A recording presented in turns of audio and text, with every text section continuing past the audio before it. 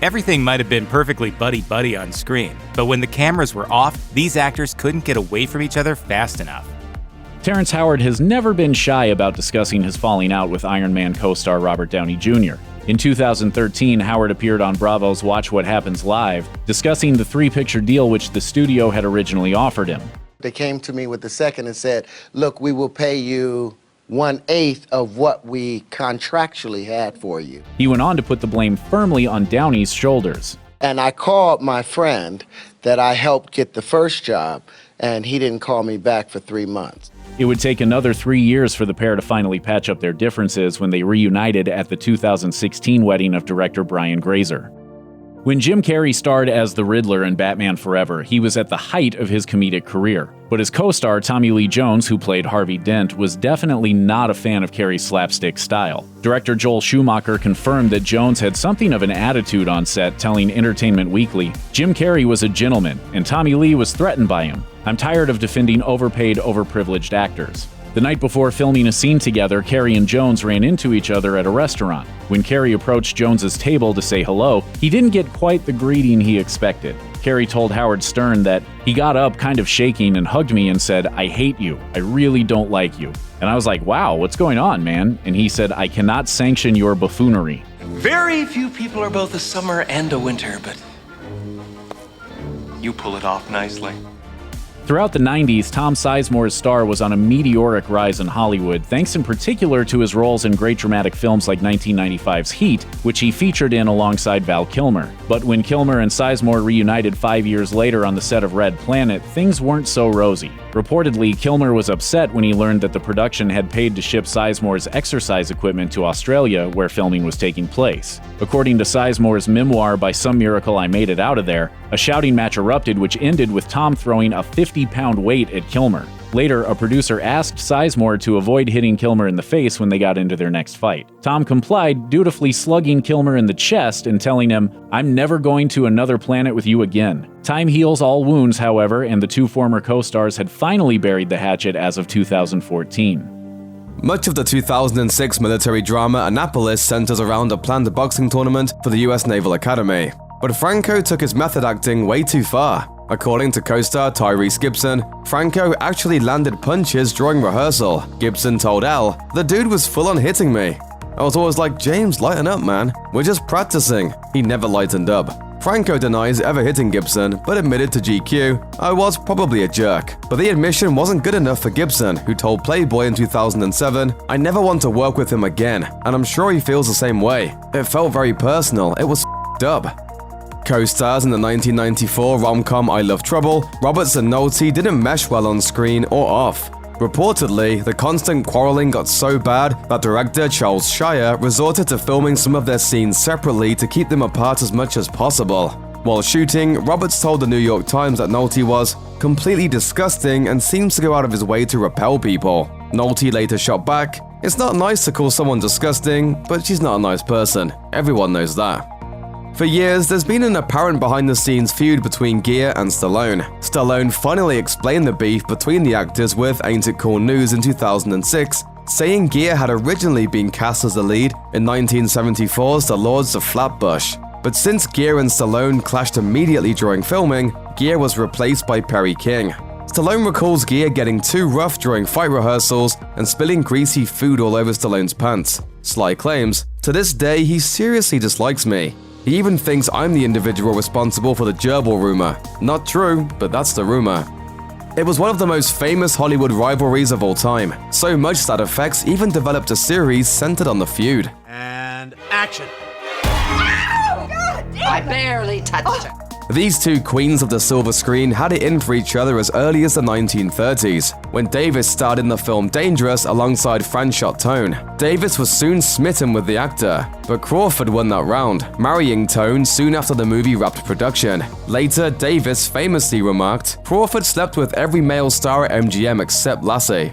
The rivalry came to a fever pitch in the 1960s, when Davis and Crawford co-starred in Whatever Happened to Baby Jane. When only Davis was nominated for an Oscar for her role in the film, Crawford was livid. God, I hate this night! Crawford campaigned against Davis and managed to steal the limelight for herself when she accepted the Oscar on behalf of winner Anne Bancroft, who was unable to attend the ceremony. Charlize Theron and Tom Hardy had a love-hate relationship on the set of George Miller's 2015 dystopian epic, Mad Max Fury Road. Okay, make that a hate-hate relationship. The Oscar-winning actress put it bluntly in an interview with Esquire, saying that she and Hardy went at it on the set.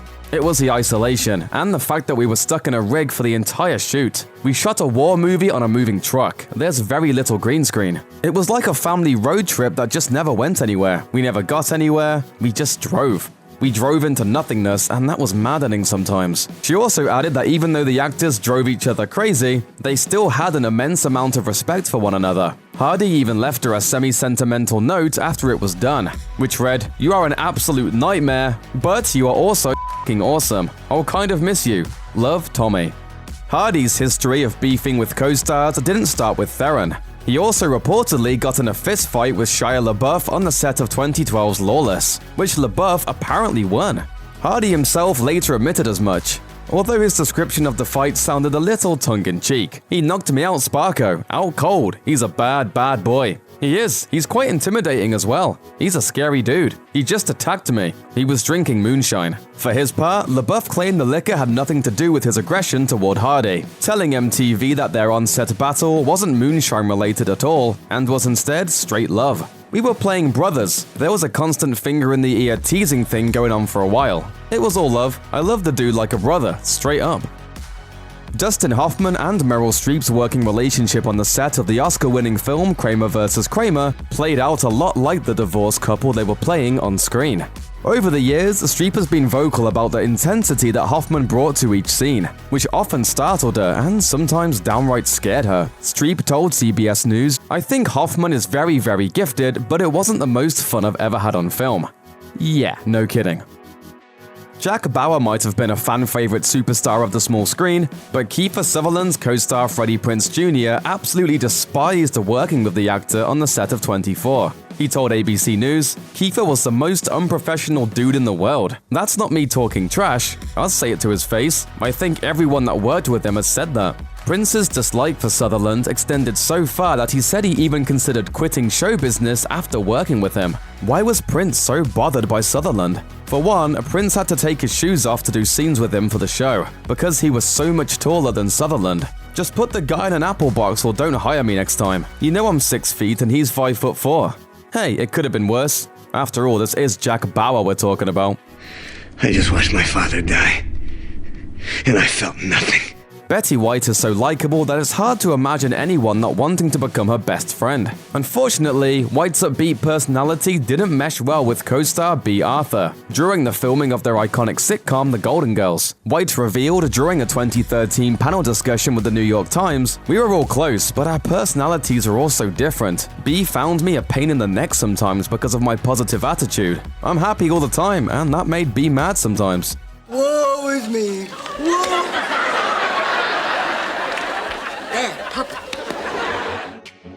Ross and Rachel were the couple on Friends that everyone couldn't stop talking about. But when they were on one of their famous breaks, Rachel tried to seduce Joshua, played by Tate Donovan. The two eventually had a brief relationship, but Joshua's arc is mostly remembered for the incredibly cringeworthy ways in which Jennifer Aniston as Rachel tried to seduce him. The writing made it uncomfortable, but there was another factor at play behind the scenes that made the relationship even more awkward. Aniston and Donovan had been a couple in real life, and they'd just broken up when he got the call to appear on Friends. He thought this might be a healthy way to move past the relationship, but he soon discovered that the opposite was true. In a 2013 interview with HuffPost Live, he admitted that filming romantic scenes with his ex was horrible, while also noting, "I remember just getting back to my dressing room and just weeping."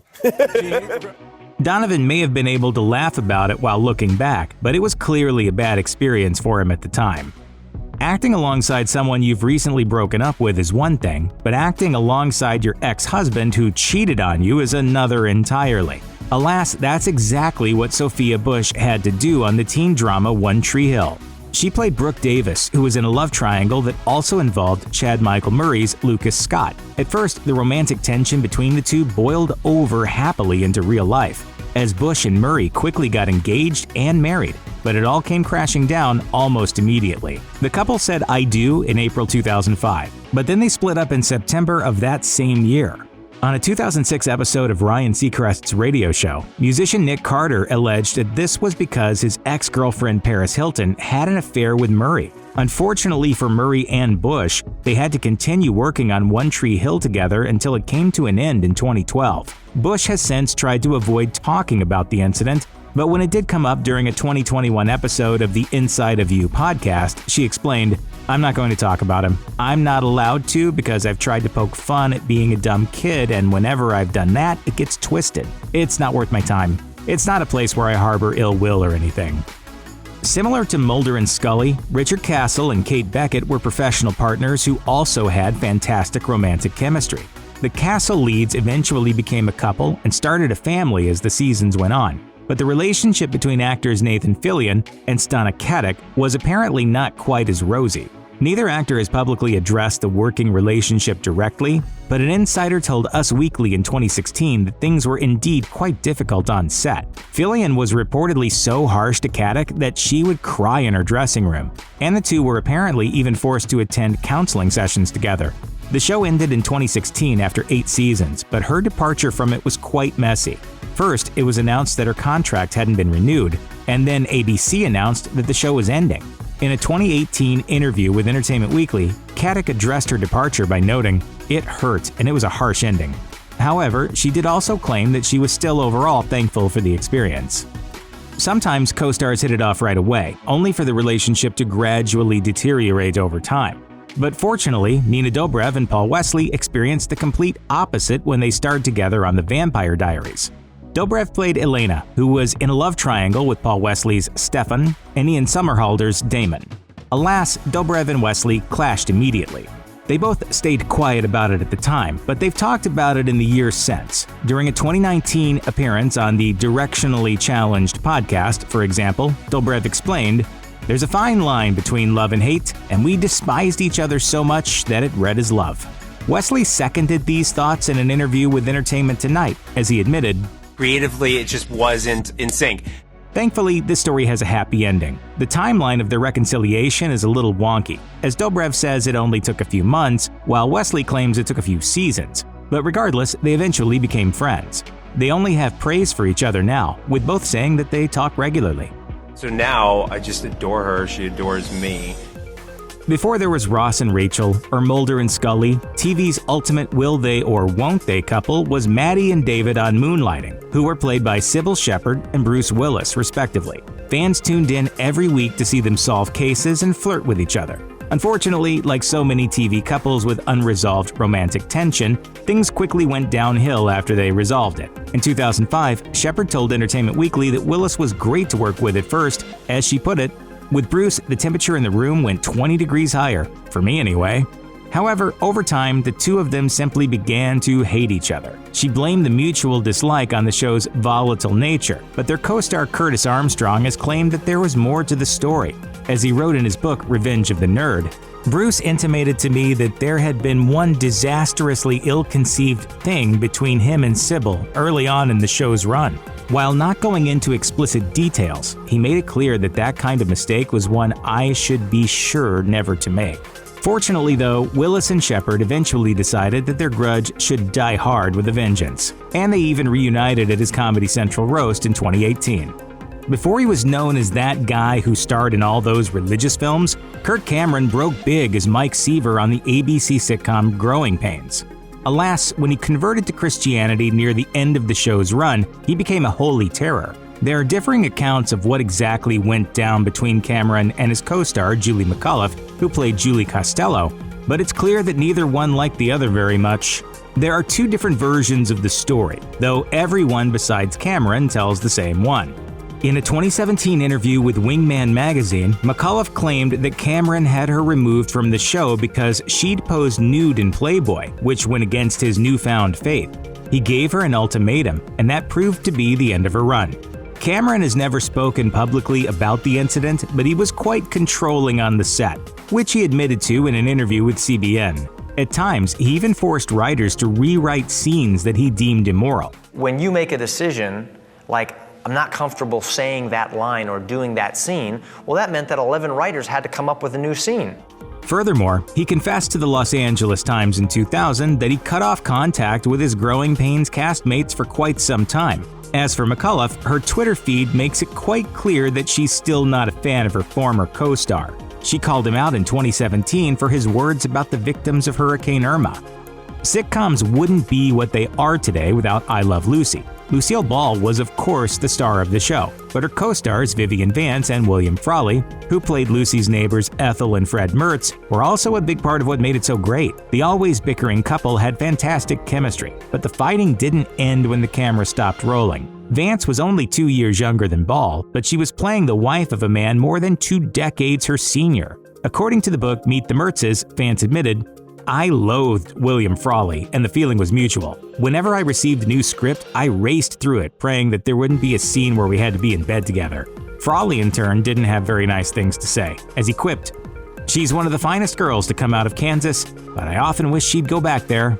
According to an oft-repeated story, which was recorded in the book The Dead Celebrity Cookbook, Vance was at a restaurant when she learned that Frawley had died. Upon hearing the news, she ordered champagne for everyone. Whether or not this story is true, it accurately sums up the hostile working relationship between the two. Shia LaBeouf has attracted his fair share of controversy in his career, and entire headlines have been dedicated to the Transformers actor's reported conflicts with his co-stars. One of his strangest bust-ups happened on the 2013 Broadway production Orphans, which he departed after an issue with Alec Baldwin. According to Baldwin's comments to New York Magazine, there had been problems from the beginning since LaBeouf had already memorized his lines while Baldwin hadn't. Baldwin alleged that his co-star reacted aggressively to him in rehearsal, so the Hunt for Red October actor pulled aside director Dan Sullivan and said someone needed to exit, offering to depart the project altogether. However, the director chose to fire LaBeouf instead. Baldwin said that the move blindsided LaBeouf, explaining, "He had that card you get when you make films that make a lot of money that gives you a certain kind of entitlement. I think he was surprised that it didn't work in the theater." Baldwin also accused the director of duplicity and not being entirely committed to the production. LaBeouf responded by posting screenshots of his email correspondences with both Baldwin and Sullivan, confirming that there had been exchanges regarding Baldwin's lack of preparation for the play and the director acknowledging that they were incompatible as performers. As two of the most recognizable actors in the world, you'd expect that there would be a little healthy competition between Brad Pitt and Tom Cruise. Even so, they combined their powers to make 1994's Oscar-nominated Interview with the Vampire, which is generally considered one of the best vampire films of all time. Yet, while Pitt's Lewis and Cruise's Lestat were blood brothers on screen, it doesn't appear like the same sentiment was shared when the cameras stopped rolling. Pitt has gone on record to discuss how generally unhappy he was during the shoot for the movie, but it also wasn't helped by his co-star. According to Radar Online, Pitt supposedly said, "He bugged me. There came a point during filming when I started really resenting him. He's North Pole, I'm South. He's always coming at you with a handshake, whereas I may bump into you. There was this underlying competition that got in the way of any real conversation." Before Pitt and Cruise wrapped up Interview with the Vampire, there was a point when the former tried to depart the project before finding out the financial impact it would have. In the end, he stayed on, but he and Cruise have largely remained out of each other's orbit since then. Bill Murray and Harold Ramis are best known for playing Peter Venkman and Egon Spengler in the Ghostbusters movies, but the two teamed up for many other projects as well. As a writer and director, Ramis often turned to Murray for his films since they were close friends and worked well together. Not surprisingly, he cast Murray in the lead role of TV weatherman Phil Connors in the 1993 comedy Groundhog Day. However, the movie created a rift between the two friends that lasted for 2 decades. The problem started when Murray and Ramis had disagreements about the creative direction of the film.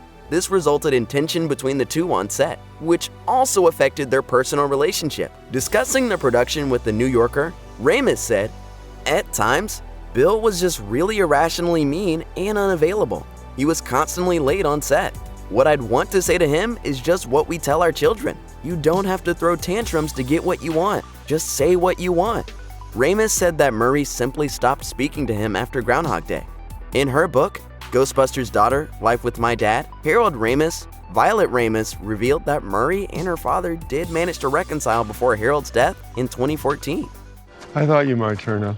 Whenever Seth Rogen and Jonah Hill team up for a movie, it should be expected that it won't be PG-13.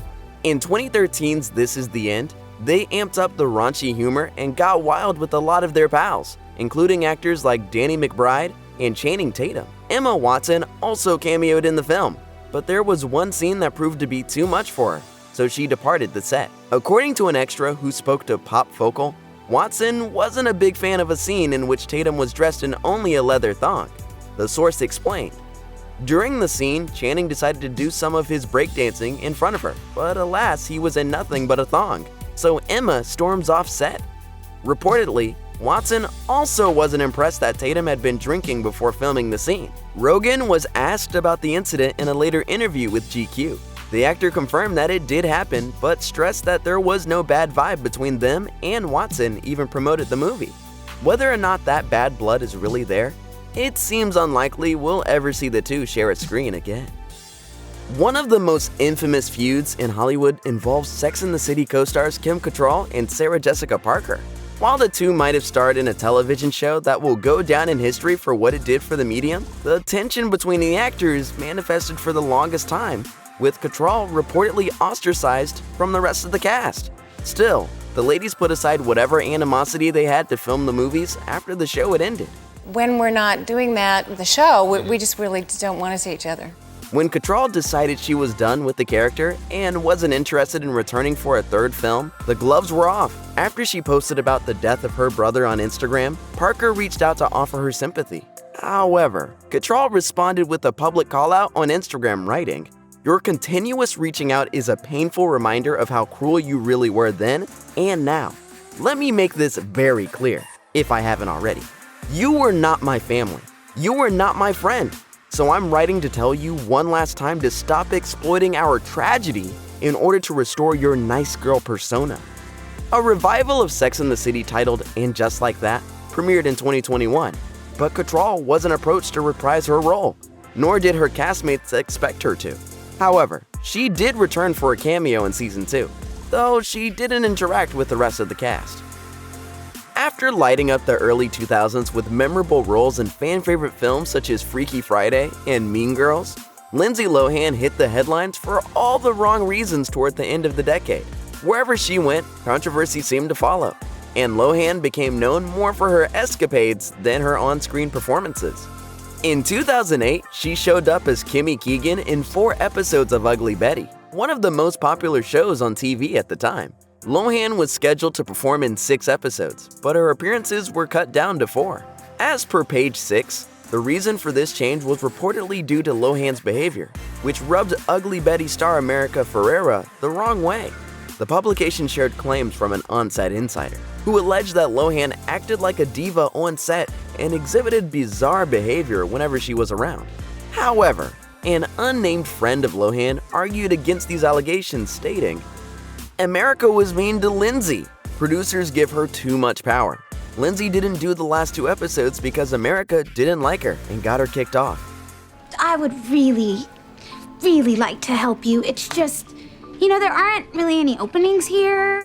Whatever the case may be, it's clear these two would not be working together again. At the height of their popularity, both Marlon Brando and Val Kilmer had to deal with accusations of being divas on set. Putting them together in a movie where both wrestled for the title of top dog was always going to be interesting. Much has been documented about the 1996's The Island of Dr. Moreau, and it appears that the stars didn't do much to help. It was a troubled production in which director Richard Stanley was removed after just a few days on set. His replacement, John Frankenheimer, told Entertainment Weekly, "I don't like Val Kilmer. I don't like his work ethic, and I don't want to be associated with him ever again." Allegedly, Brando wasn't a fan of Kilmer either, and he reportedly told the younger star, "Your problem is, you confuse your talent with the size of your paycheck." According to the sources, Kilmer was continuously late to set, a habit Brando later picked up. The production lost almost 2 weeks' worth of shooting as a result. In a Reddit AMA session years later, Kilmer praised his time working with Brando and was only complimentary of him as a performer and person. The Batman Forever actor suggested that most of the publicized issues surrounding the island of Dr. Moreau were a result of the executives and director trying to save face and divert attention elsewhere. Shirley MacLaine and Anthony Hopkins are widely regarded as two of the finest actors of their generation, and perhaps even of all time. They have dazzled audiences with countless awe-inspiring performances throughout the decades, and they even collaborated in the 1980 comedy drama A Change of Seasons. Unfortunately, their team-up wasn't as successful as some might have imagined. The film received the kind of nominations no performer ever dreams of: Razzie nominations. Hopkins apparently wasn't too impressed by his co-star, referring to MacLaine as, quote, the most obnoxious actor. MacLaine responded to his retort in a 2014 interview with the New York Post saying, "I didn't like him either, but he was on the wagon at the time and it was hard on him." MacLaine and Hopkins have avoided sharing the screen since then. Rumors about a beef between Vin Diesel and the Fate of the Furious co-star Dwayne Johnson turned out to be 100% true. It all kicked off when Johnson took to social media to slam an anonymous co-star during the last week of filming, saying in a since-deleted Instagram caption, "My female co-stars are always amazing and I love them. My male co-stars, however, are a different story. Some conduct themselves as stand-up men and true professionals, while others don't. The ones that don't are too chicken to do anything about it anyway. Candy asses." Johnson later confirmed that he was indeed talking about Diesel, who was reportedly late to set on a regular basis. Johnson later told Rolling Stone, "Vin and I had a few discussions, including an important face-to-face in my trailer. We have a fundamental difference in philosophies on how we approach movie making and collaborating. I wish him all the best, and I harbor no ill will there, just because of the clarity we have." Actually, you can erase that last part about no ill will. We'll just keep it with the clarity. When the film came out, some suggested the pair's scenes were shot to hide the fact that they weren't even together on the set. Johnson confirmed, saying, "That is correct. We were not in any scenes together." And will you ever film a scene with him again? You gotta plead the fifth on that. Audiences fell hard for 2004's The Notebook, but according to the director, the drama sometimes continued after he yelled cut. Co-stars Rachel McAdams and Ryan Gosling apparently clashed in front of the entire crew. Nick Cassavetes told VH1, "They were really not getting along one day on set. Ryan came to me and there's 150 people standing in this big scene, and he says, 'Would you take her out of here and bring in another actress to read off camera with me?' I can't do it with her. I'm just not getting anything from this." Now I hate you. Producers called a clear the air meeting after Gosling refused to shoot the big scene with McAdams, and it got off to a rocky start. The director explained, "They started screaming and yelling at each other. They had it out. I think Ryan respected her for standing up for her character, and Rachel was happy to get that out in the open." The rest of the film wasn't smooth sailing, but it was smoother sailing. The two actors ended up dating for a couple of years after wrapping The Notebook. Back in the early 90s, Mark Wahlberg was better known as Marky Mark, the frontman of Marky Mark and the Funky Bunch. He wasn't taken very seriously in Hollywood, and when Leonardo DiCaprio found out that Marky Mark was being considered for a role in The Basketball Diaries, he apparently freaked out. Wahlberg told The Hollywood Reporter, "Leonardo was like, over my dead body. Marky Mark's not going to be in this movie. I was a bit of a to him at a charity basketball game, so he was like, this is not going to be in this movie." According to Wahlberg, he and DiCaprio both had, quote, a specific opinion about each other prior to meeting, but that all went out the window as soon as they got to work. Wahlberg told Extra, "Once I finally got to the point where I was able to audition and read with him, then we just both kind of looked at each other. We were like, wow, we were literally out that night and we became fast friends." The crime epic The Irishman was a grand reunion of Hollywood legends, but Mickey Rourke wasn't invited. According to Page Six, he claimed on an Italian TV show that he was in line for a part in the film until one of the stars stepped in and put the blocks on it. Rourke admitted that his problems with Robert De Niro began in 1987 when they appeared opposite one another in the psychological horror movie Angel Heart. Rourke grew up idolizing De Niro, but his opinion changed after he introduced himself on set. He revealed, "About 5 minutes later, De Niro comes over. He said, 'I think it's better if we don't talk because of our characters in the movie. It's better if we don't say hello, talk, or anything. It hurt my feelings a little bit because I looked up to him. Producers denied his claims in a statement saying, Mickey Rourke was never asked to be in The Irishman, nor was he ever even thought of, discussed, or considered to be in the movie. Former NCIS star Polly Perrette has revealed that she'll never return to the CBS procedural because she's scared of former colleague Mark Harmon. She admitted, I am terrified of Harmon and him attacking me. I have nightmares about it. Perrette didn't go into specifics about why she was so scared of Harmon, claiming that there was a, quote, very powerful publicity machine keeping her quiet. She did, however, seem to confirm that she was subjected to violence during her time on the show, tweeting, I've been supporting anti-bullying programs forever, but now I know because it was me. If it's school or work that you're required to go to, it's horrifying. I left. Multiple physical assaults. I really get it now. According to Vanity Fair, the two actors started shooting on different days to avoid contact with one another before Perrette's departure.